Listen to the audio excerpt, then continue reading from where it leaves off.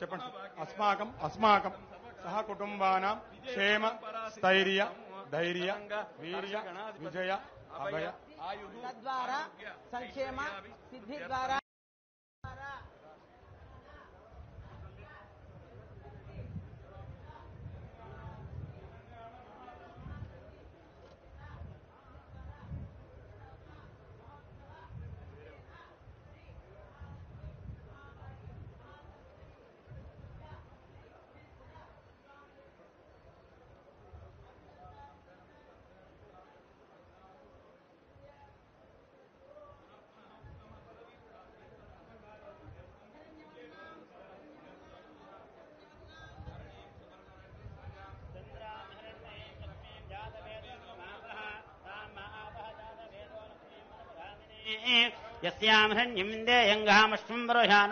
పక్కన అమరవీరుల స్తూపం తెలంగాణ కోసం అమరులైతే సచివాలయానికి అమరవీరుల స్తూపానికి మధ్యలో దేశం కోసం అమరుడైన రాజీవ్ గాంధీ గారి విగ్రహం ఉండాలి.